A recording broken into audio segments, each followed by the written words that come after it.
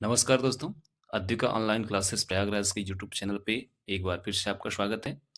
आज हम लोग बीएसईबी द्वारा आयोजित उत्प्रेक्षण परीक्षा 2025 की इतिहास विषय के कुल 100 प्रश्नों को देखेंगे, जो एनसीईआरटी से लिए गए हैं।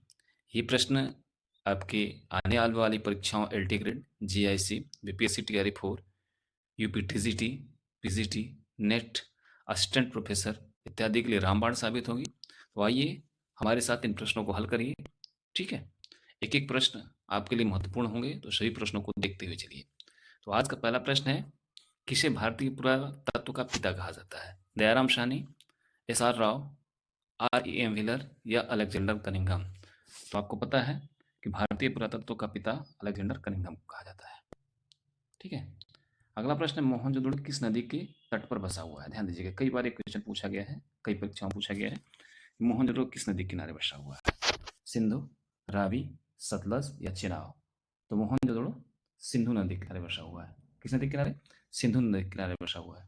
और थोड़ा सा और अगर डीप जाएंगे तो पूछ देता है कि सिंधु नदी के किस तरफ बसा हुआ है, या अर्थात सिंधु नदी के किनारे बसा है लेकिन किस साइड बसा हुआ है, दाएं या बाएं?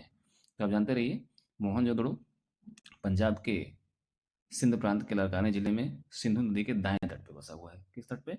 दाएं, याद रखिए। अगर रावी की बात किया जाए तो रावी के किनारे हड़प्पा है, और सतलज के किनारे अगर बात किया जाए तो सतलज के किनारे बसा हुआ एक सुंदर सभ्यता का स्थल रोपण है, और चिनाब की बात किया जाए तो चिनाब के किनारे मांडा है। ठीक है, इन चीज़ों को ध्यान दे दीजिएगा। आगे बढ़िए, आर एस विश्व ने धौलावीरा का उत्खनन कब किया था? एक अच्छा प्रश्न। धौलावीरा की बात कर रहा है। ठीक है, 1960, 1970, 1980 या 1990? तो जब धौलावीरा की अगर बात किया जाए, धौलावीरा की खोज जो थी 1967-68 में जेपी जोशी ने किया था। खोज, यहाँ उत्खनन पूछा है, खोज के बारे में भी जानते रहिए। धौलावीरा की खोज 1967-68 में जो जेपी जोशी ने किया था, जबकि आर एस बिष्ट ने इसका उत्खनन 1990 में किया था। कब किया था? 1990 में किया था। ओके, अगला प्रश्न, भारतीय पुरातत्व सर्वेक्षण की स्थापना कब हुई थी? भारतीय पुरातत्व सर्वेक्षण की स्थापना कब हुई थी? 1800, 1850, 1861 या 1870? तो आपको बता दें, भारतीय पुरातत्व सर्वेक्षण की स्थापना अलेक्जेंडर कनिंघम ने 1861 में की थी। कब की थी? 1861 में। ठीक है, चलिए, अगला प्रश्न है हड़प्पा के विस्तार से। ठीक है, हड़प्पा सभ्यता का विस्तार आप जानते हैं, पूर्व, पश्चिम, उत्तर, दक्षिण मैं बताऊंगा, लेकिन इसमें जो प्रश्न है इसको पहले देखिए कि पूरब में कहाँ तक है। पहले पूरब पूछ लिया। ठीक है, कि पूरब में कहाँ तक है? तो पूरब में आलमगीरपुर है इसमें? हाँ है। ठीक है, अगर पूरब की ठीक बात पश्चिम की अगर बात किया जाए तो पश्चिम में गगनडोर है। ठीक है, फिर अगर उत्तर में बात किया जाए तो उत्तर में मांडा है। ठीक, और अगर दक्षिण में बात किया जाए तो दक्षिण में दायमाबाद है। तो इस चीज़ें याद रखिएगा, थोड़ा सा देख लीजिए। जो पहले तो प्रश्न जो पूछ रहा है पूरब में कहाँ है, तो पूरब में आलमगीरपुर है। ठीक है, पश्चिम में सुतका गंडोर है, उत्तर में मांडा है, और दक्षिण में दायमाबाद है। ठीक है, अगला प्रश्न है, महाजनपदों का उदय कब हुआ? ठीक, तो महाजनपदों का उदय 6वीं शताब्दी ईसा पूर्व में हुआ था, आपको पता है। गणतांत्रिक व्यवस्था किस महाजनपद में थी? 16 महाजनपदों को आपको पढ़ाया गया है। 16 महाजनपदों में आपको बताना है गणतांत्रिक व्यवस्था किस महाजनपद में थी। तो आपको हम बताया थे कि 16 महाजनपदों में गणतांत्रिक व्यवस्था जो थी वज्जी और मल्ल में थे। ठीक है, तो ऑप्शन हो जाएगा, सही हो जाएगा आपका वज्जी। नेक्स्ट प्रश्न, बिंबिसार का संबंध किस वंश में से था? बिंबिसार का संबंध हर्यक वंश से था, आपको बताया गया है, कोई डाउट नहीं है। इंडिका किसने लिखी है? तो इंडिका आपको पता है मेगास्थनीज ने लिखी है। ठीक है, अगला और 10वां प्रश्न है, मौर्यकालीन गुहा अभिलेख कहाँ मिले हैं? ठीक है, कश्मीर, पंजाब, बिहार या उत्तर प्रदेश? तो मौर्यकालीन जो गुहा अभिलेख है बराबर की पहाड़ियों से, जो वर्तमान में गया और जहानाबाद के आसपास पड़ता है, बिहार में है। कहाँ कहाँ? गया और जहानाबाद। एक क्वेश्चन भी पीएससी में पूछा जा चुका है, इसलिए मैं बता दे रहा हूँ। ठीक, चलिए, कलिंग युद्ध की भीषणता का उल्लेख अशोक ने किस अभिलेख में किया है? तो आपको पता ही है, 13वां अभिलेख है। ठीक, अशोक का राज्याभिषेक कहाँ हुआ था? ठीक है, अब तक आपने पढ़ा है कि अशोक का राज्याभिषेक कब हुआ था, तो 268 ईसा पूर्व में हुआ था इसका राज्याभिषेक। इसमें पूछा है कहाँ हुआ था, तो पाटलिपुत्र में हुआ था। ठीक है, जो वर्तमान में पटना है। अगला है अपने स्वयं के खर्चे से सुदर्शन झील की मरम्मत किसने कराई थी? तो स्वयं के खर्चे से सुदर्शन झील की झील मरम्मत कराने वाले शासक का नाम है रुद्रदामन। ठीक। नेक्स्ट है अष्टाध्यायी किसने लिखी है? तो सबको पता है, अष्टाध्यायी पाणिनि ने लिखी है। ठीक है। अगला प्रश्न है दक्कन में मौर्य साम्राज्य के अवशेषों पर किसका उदय हुआ? एक अच्छा प्रश्न। चालुक्य, काकतीय, सातवाहन या चोल? तो आपको बता दें, दक्कन में मौर्य के साम्राज्य के अवशेषों पर सातवाहन वंश का उदय हुआ। ठीक है। नेक्स्ट है संगम साहित्य की रचना किस भाषा में हुई? कंफ्यूजन वाला प्रश्न है, इसलिए इसको थोड़ा सा ध्यान से देखिए, अपना टिक लगा बना करके याद कर लीजिए कि संगम साहित्य की रचना तमिल भाषा में हुई थी। ठीक है। पहले कंफ्यूज हो जाते हैं क्योंकि सभी साउथ की भाषाएं हैं, तो इसमें कंफ्यूज नहीं होना है। संगम साहित्य की रचना तमिल भाषा में हुई थी। ठीक। अगला प्रश्न है कौमुदी महोत्सव। देखिए, हो सकता है आपके लिए नया प्रश्न, लेकिन एनसीईआरटी का प्रश्न है कि कौमुदी महोत्सव नामक नाटक किसने लिखा है? शूद्रक, कालिदास, विजक्का या भभूति? शूद्रक, कालिदास और भभूति तो होंगे नहीं क्योंकि इनकी रचनाएं आपको कंठस्थ हैं, तो इसका सही उत्तर हो जाएगा विजक्का। ठीक है। ये कर्नाटक की रानी थी जिन्हें विजय भट्टारिका भी कहा जाता है। ठीक है। इन्होंने कौमुदी महोत्सव नामक नाटक लिखा है, तो इसका आंसर हो जाएगा विजक्का। याद रखिए, कौन थी? कर्नाटक की रानी थी।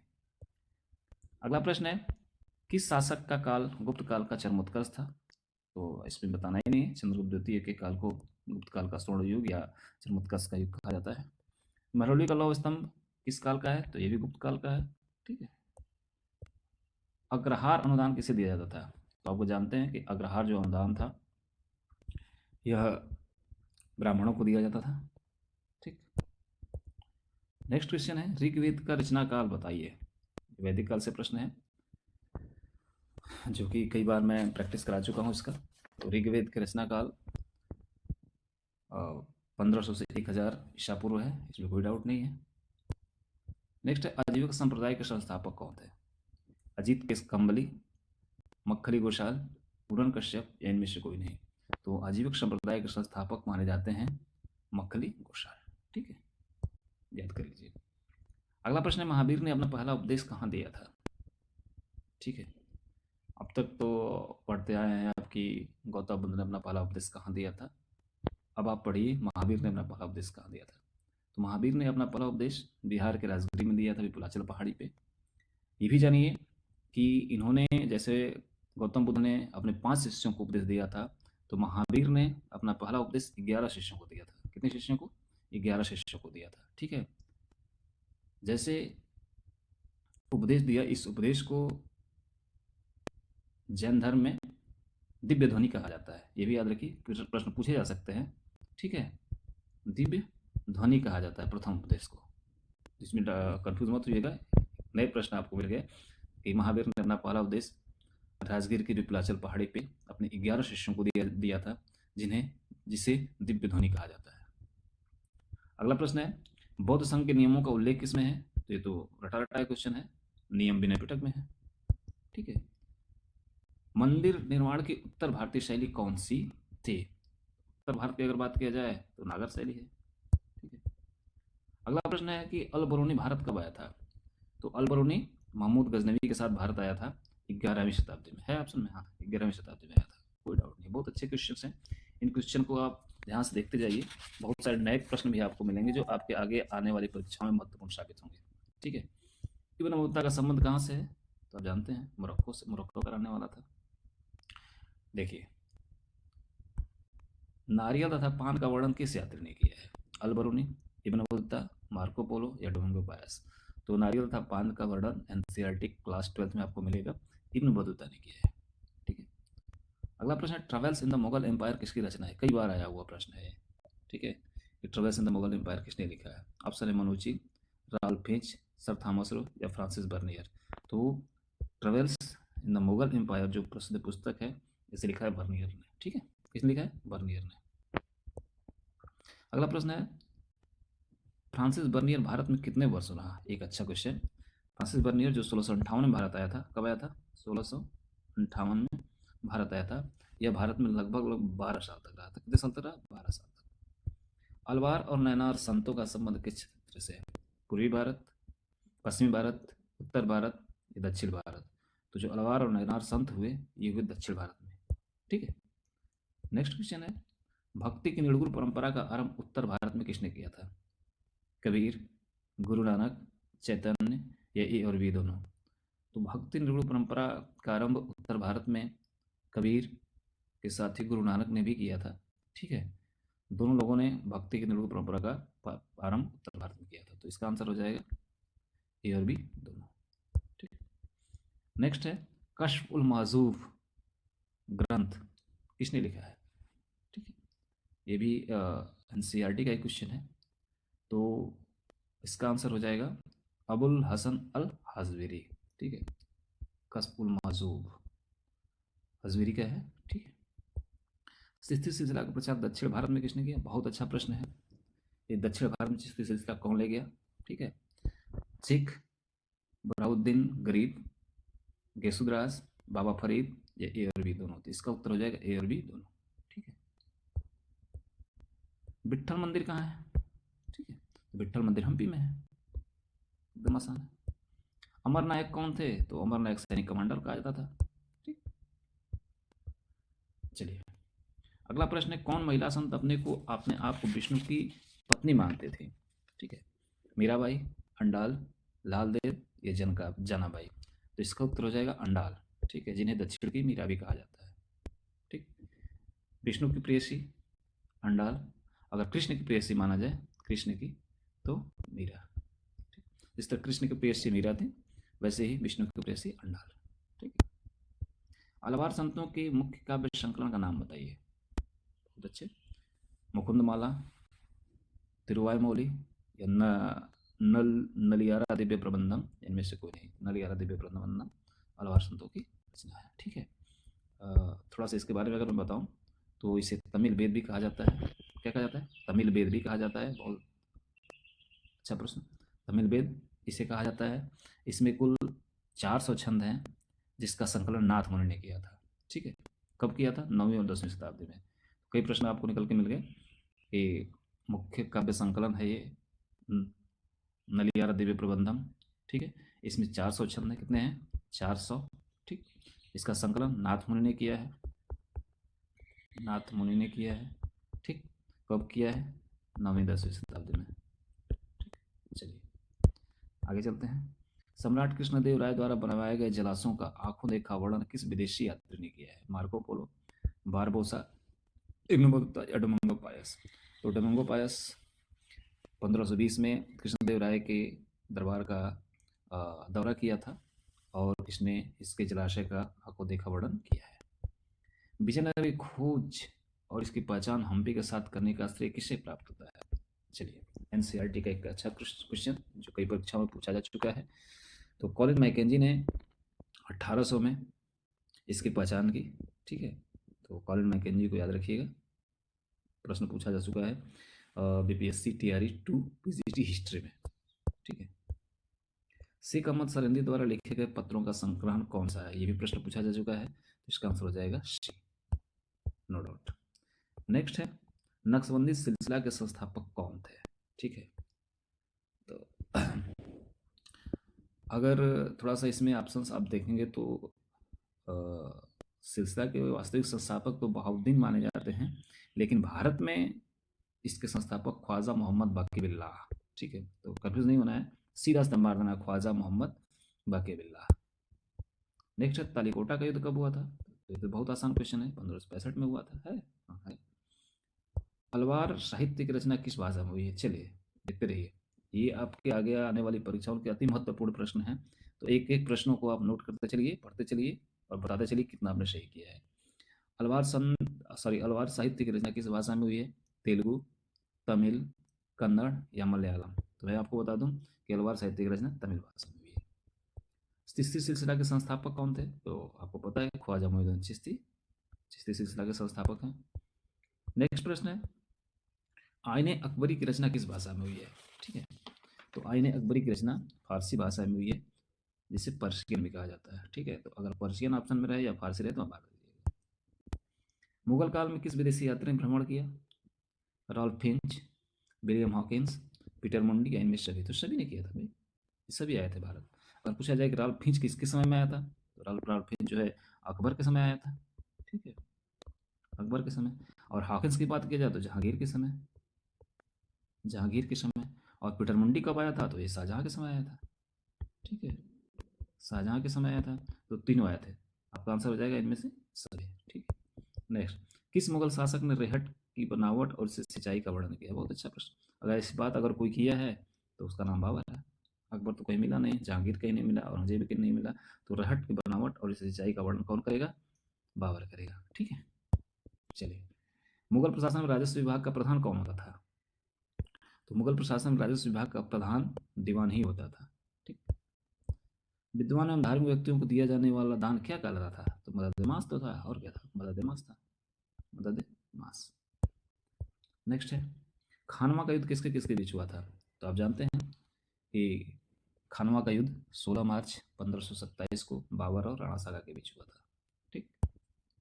हुमायूंनामा किसने लिखा है? तो हुमायूंनामा गुलबदन बेगम ने लिखा है। पानीपत का प्रथम लड़ाई के द्वारा भारत में किसके शासन की शुरुआत हुई? तो आपको पता है, मुगल शासन की शुरुआत हुई 1540 में। कन्नौज का युद्ध किसके किसके बीच लड़ा गया था? देखिए, एक महत्वपूर्ण युद्ध जो 1540 में लड़ा गया, जिसने हुमायूं को निर्वासित जीवन जीने के लिए मजबूर किया, ठीक है। और यह युद्ध हुमायूं और शेरशाह के मध्य हुआ था। अगला प्रश्न है, ग्रांड ट्रंक रोड किसने बनवाया था? तो ग्रांड ट्रंक रोड जो वर्तमान में नेशनल हाईवे नंबर 1 और नेशनल हाईवे नंबर 2 के नाम से जाना जाता है, इसे बनवाया था शेरशाह सूरी ने, ठीक है। अगला प्रश्न है, 1556 से 1560 तक अकबर का संरक्षक कौन था? तो 1556 से 1560 तक अकबर का संरक्षक हेमू था, ठीक है। अगला प्रश्न है, जिन मनसबदारों को नगद भुगतान किया जाता था उन्हें क्या कहा जाता था? तो नाम ही से क्लियर है कि नगद भुगतान जो पाता था उसे नगद ही कहा जाता था, ठीक। अकबर ने दसाला प्रणाली किसकी सहायता से शुरू की थी? तो दसाला प्रणाली आप जानते ही हैं कि अकबर ने दसाला प्रणाली टोडरमल की सहायता से शुरू की थी, कोई डाउट नहीं है इसमें। देखिए, एक अच्छा प्रश्न है आपके लिए, निम्नलिखित राजकुमारों में से कौन कला का महान संरक्षक था?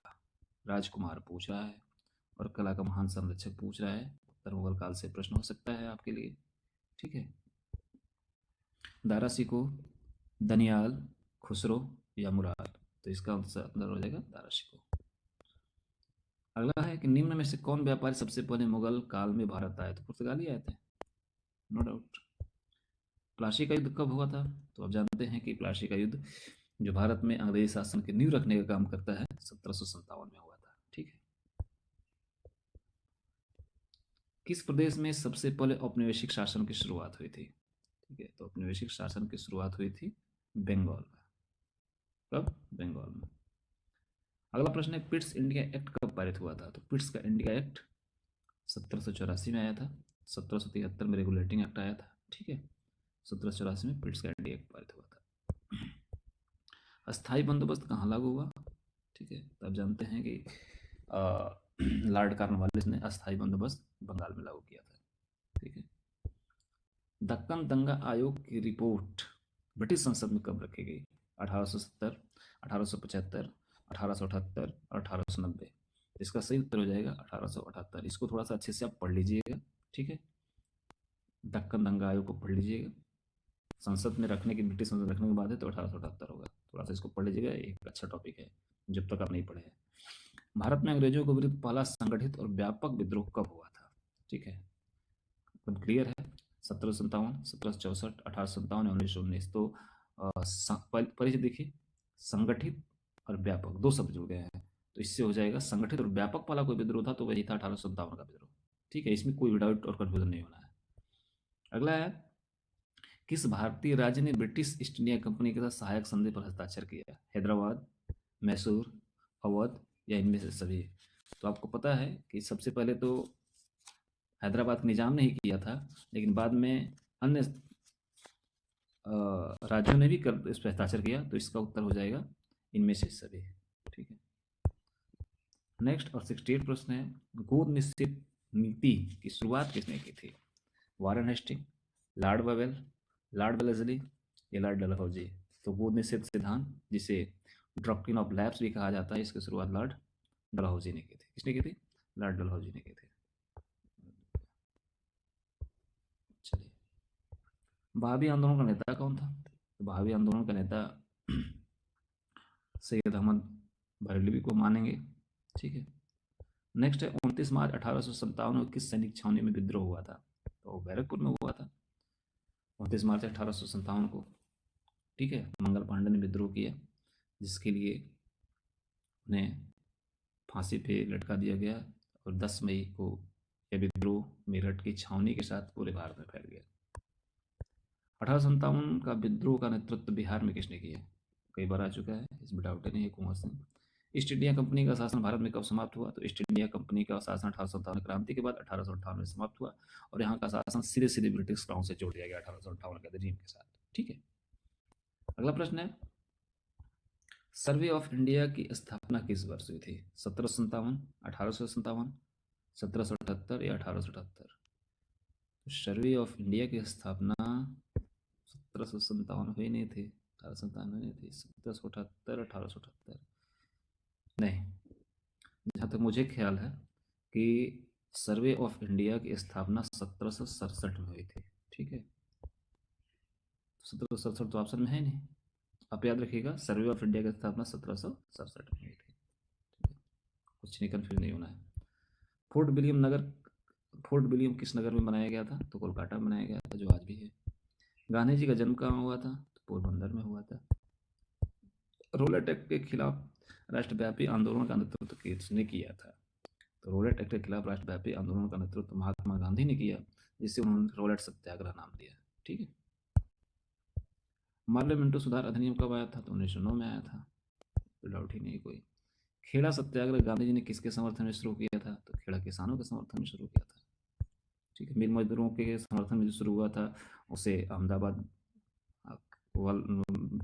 अहमदाबाद मिल मजदूर आंदोलन कहते हैं। ठीक है। The story of my experiment with tooth की रचना किसने की? जवाहरलाल नेहरू, राजेंद्र प्रसाद, जेबी कृपलानी या गांधी जी? तो ये पुस्तक है गांधी बाबा की। ठीक है। बंगाल विभाजन कब हुआ? बंगाल विभाजन 1905 में हुआ। ठीक है। पूर्वी बंगाल और पश्चिमी बंगाल दो भागों में बांट दिया गया। पूर्वी बंगाल वर्तमान में बांग्लादेश है, जिसकी राजधानी ढाका है, और पश्चिम बंगाल आज भी पश्चिम बंगाल के नाम से ही जाना जाता है, जिसकी राजधानी कोलकाता है। निम्न में से कौन चरमपंथी थे? ठीक है। लाला लाजपत राय, बाल गंगाधर तिलक, बिपिन चंद्रपाल या इनमें सभी? तीनों थे, जिन्हें लाल बाल पाल के नाम से भी जाना जाता है। 1916 में कांग्रेस का अधिवेशन कहाँ हुआ था? तो 1916 में लखनऊ में हुआ था। ठीक है। इसमें मुस्लिम लीग और कांग्रेस के बीच समझौता हुआ था। ठीक है। असहयोग आंदोलन कब शुरू हुआ था? असहयोग आंदोलन 1920 में शुरू हुआ था, जो चौरी चौरा कांड के साथ 1922 में रोक दिया गया था। ठीक है। तो अगला प्रश्न पूछा कि चौरी चौरा है कहाँ? तो उत्तर प्रदेश के गोरखपुर जिले में है। ठीक है। अगला प्रश्न है, साइमन कमीशन भारत कब आया था? कई बार ये प्रश्न पूछा जा चुका है, बड़ी बड़ी परीक्षाओं में भी पूछा जा चुका है। साइमन कमीशन भारत कब आया था? तो 1928 में भारत आया था। इसमें साइमन कमीशन गो बैक के नारे के साथ उसका विरोध किया गया, क्योंकि इस कमीशन में एक भी भारतीय सदस्य नहीं थे, 7 सदस्य थे और सभी अंग्रेज थे, जिसका विरोध भारत में किया गया। लाला लाजपत राय इस विरोध में शामिल हुए, जिन पर लाठीचार्ज हुआ, उनकी मृत्यु हुई। ठीक है। फिर सैंडर्स को गोली मारा गया। ये सारी कहानी हम बाद में क्लास में बताएंगे। आइए, 1929 में कांग्रेस का अधिवेशन कहाँ हुआ था? तो 1929 में कांग्रेस का अधिवेशन लाहौर में रावी नदी के तट पे हुआ था। जवाहरलाल नेहरू इसके अध्यक्ष थे, जिन्होंने पूर्ण स्वराज की घोषणा किया। ठीक है, बहुत इंपॉर्टेंट है, पूर्ण स्वराज की घोषणा की है। ठीक है। और इसी में 26 जनवरी को स्वाधीनता दिवस मनाने की घोषणा हुई, और पहली बार स्वाधीनता दिवस 26 जनवरी 1930 को मनाया गया। ठीक है। ये सारी चीज़ें हैं लाहौर अधिवेशन से, जो 1929 में हुआ था। अगला प्रश्न है, दांडी यात्रा शुरू होने के समय भारत का वायसराय कौन था? तो लॉर्ड कर्जन तो है नहीं, बवेल भी नहीं है, लॉर्ड चर्चफोर्ड भी नहीं, लॉर्ड एरविन है। ठीक है। अगला प्रश्न है, भारत छोड़ो प्रस्ताव पारित होने के समय भारतीय राष्ट्रीय कांग्रेस के अध्यक्ष कौन थे? Doctor Rajendra Prasad, Shrimati Annie Besant, Mahatma Gandhi या मौलाना अबुल कलाम आजाद? तो आपको बता दें, मौलाना अबुल कलाम आजाद ही उस समय कांग्रेस के अध्यक्ष थे, जो 1940 से 1946 तक थे। ठीक है। 1940 से 1946 तक अध्यक्ष थे। सबसे लंबी अवधि तक अध्यक्ष बने रहने का रिकॉर्ड इन्हीं के नाम है। सबसे कम उम्र के व्यक्ति जो कांग्रेस के अध्यक्ष बने थे, वही रिकॉर्ड इन्हीं के नाम है, मौलाना अबुल कलाम आजाद। ठीक है। अगला प्रश्न, आजाद दस्ता का गठन किसने किया था? गांधी जी, राजेंद्र बाबू, मौलाना मसरूल हक या जेपी बाबू? तो मैं बता दूं, 1942 के दौरान जयप्रकाश नारायण ने आजाद दस्ता का गठन किया था। ठीक है। कई लोग कंफ्यूज हो जाते हैं अगर इसमें ऑप्शन दे देता सुभाष चंद्र बोस। तो सुभाष चंद्र बोस ने आज़ाद हिंद फौज का गठन किया था, जबकि आज़ाद दस्ता अगर पूछे तो जयप्रकाश नारायणन होगा। ठीक है। अगला प्रश्न है, निम्नलिखित में से कौन महात्मा गांधी द्वारा शुरू किया गया पहला जन आंदोलन था? तो पहला जन आंदोलन अगर पूछे तो असहयोग आंदोलन था। ठीक है। पहला जन आंदोलन अगर पूछे तो असहयोग आंदोलन होगा, जो 1920 में शुरू हुआ, 1922 में समाप्त हुआ। ठीक है। सविनय अवज्ञा आंदोलन 1930 में शुरू हुआ और भारत छोड़ो आंदोलन 1942 में शुरू हुआ, याद रखिएगा। ठीक है। निम्न में से किसे सीमांत गांधी कहा जाता था? तो फ्रंटियर गांधी के नाम से जानता है खान अब्दुल गफ्फार खान को। ठीक, कोई डाउट नहीं है। अगला, 1932 में सांप्रदायिक पंचायत की घोषणा किसने की थी? तो सांप्रदायिक पंचायत की अगर बात की जाए तो इसमें दलित वर्ग के मुद्दे पर चर्चा हुई और इसकी घोषणा रेबजे मैकडोनाल्ड ने की, जिसके विरोध में महात्मा गांधी ने अनशन शुरू किया था। उन्हें मनाया गया, पूना पैक्ट हुआ। ठीक है, अर्थात पूना समझौता हुआ 1932 में, जिसमें महात्मा गांधी ने साइन नहीं किया, बल्कि उनकी तरफ से मदन मोहन मालवीय ने साइन किया और एक तरफ आम्बेडकर ने साइन किया। ठीक है, ये सारी चीज़ें आप जानते रहिए। नेक्स्ट है, बंगाल विभाजन की घोषणा किस वर्ष हुई? तो बंगाल विभाजन अभी पिछले हमने बताया 1905 में। ठीक है। मुंडा विद्रोह का नेता कौन था? तो बिरसा मुंडा थे। ईस्ट इंडिया कंपनी को बंगाल की दीवानी किसने प्रदान की? ये थोड़ा सा ध्यान दीजिएगा। तो ईस्ट इंडिया कंपनी को बंगाल की दीवानी 1764 के बक्सर युद्ध के बाद शाह आलम द्वितीय ने प्रदान की। ठीक है। नेक्स्ट है, स्वराज दल के प्रथम अध्यक्ष कौन थे? तो आपको पता है, जब 1922 में अशोक आंदोलन वापस ले लिया गया तो कांग्रेस में फूट पड़ी। ठीक है, एक प्रो चेंजर्स, एक नो चेंजर्स के रूप में दो गुट में बट गया और एक गुट के लोगों ने मिलकर के इलाहाबाद में 1923 में स्वराज दल का गठन किया। कब किया? 1923 में इलाहाबाद में। ठीक है, जिसके प्रमुख नेता थे मोतीलाल नेहरू और चित्तरंजन दास, और जो इसके पहले अध्यक्ष बनाए गए थे वो थे चित्तरंजन दास, याद रखिए। ठीक है, तो स्वराज दल का गठन 1923 इलाहाबाद, संस्थापक मोतीलाल नेहरू, चित्तरंजन दास, इसके पहले अध्यक्ष चित्तरंजन दास। 1939 में त्रिपुरी कांग्रेस अधिवेशन का अध्यक्ष किसे चुना गया था? तो 1939 में त्रिपुरी कांग्रेस का अध्यक्ष सुभाष चंद्र बोस को चुना गया था, जिन्होंने बाद में इस्तीफा दे दिया, और उनके इस्तीफा देने के बाद डॉक्टर राजेंद्र प्रसाद कांग्रेस के अध्यक्ष चुनाए गए। ठीक है, तो इसमें कई प्रश्न पूछे जाते हैं कि 1939 में कांग्रेस का अधिवेशन कहाँ हुआ था? त्रिपुरी में हुआ था। इसका अध्यक्ष किसे चुना गया? सुभाष चंद्र बोस को चुना गया। सुभाष चंद्र बोस ने जब इस्तीफा दे दिया तो इसका अध्यक्ष किसे बनाया गया? डॉक्टर राजेंद्र प्रसाद को बनाया गया। त्रिपुरी अधिवेशन के बाद त्याग पत्र देने के बाद सुभाष चंद्र बोस ने किस नई पार्टी का गठन किया था? तो उस पार्टी का नाम है फॉरवर्ड ब्लॉक। ठीक है, ये सारे प्रश्न आप ध्यान देंगे। अगला प्रश्न है, संविधान सभा के अध्यक्ष कौन थे? तो संविधान सभा के अध्यक्ष डॉक्टर राजेंद्र प्रसाद थे। ठीक है, जबकि इसके पहले अध्यक्ष अर्थात अस्थायी अध्यक्ष डॉक्टर एस एन सिन्हा थे, जिन्हें 9 दिसंबर 1946 को संविधान सभा का अध्यक्ष बनाया गया था। उनकी मृत्यु के बाद 11 दिसंबर 1946 को डॉक्टर राजेंद्र प्रसाद को संविधान सभा का अध्यक्ष बनाया गया था। अगला प्रश्न, दिल्ली चलो का नारा किसने दिया था? ठीक है, राम प्रसाद बिस्मिल, भगत सिंह, सुभाष चंद्र बोस या राज बिहारी बोस? तो इसका उत्तर होगा सुभाष चंद्र बोस। ठीक है। अगला प्रश्न है, अगला और आखिरी प्रश्न है कि संविधान सभा में कुल कितने सदस्य थे? 150, 200, 250 या 389? तो संविधान सभा में कुल सदस्य थे 389। ठीक है, आई होप ये सभी प्रश्न आपको अच्छे लगे होंगे। एक एक प्रश्न को आप कई बार देखिए, नोट करिए, लिखते चलिए, याद करते चलिए। ये सभी प्रश्न आपके आगे आने वाले सभी परीक्षाओं के लिए महत्वपूर्ण होंगे, जिसमें इतिहास विषय से प्रश्न पूछे जाएंगे। ठीक है, तो आज के लिए बस इतना ही। मिलेंगे एक नई वीडियो के साथ, नए बेहतरीन प्रश्नों के साथ। तब तक हंसते रहिए, मुस्कुराते रहिए, पढ़ाई जारी रखिए और हमें विदा दीजिए। बहुत बहुत धन्यवाद।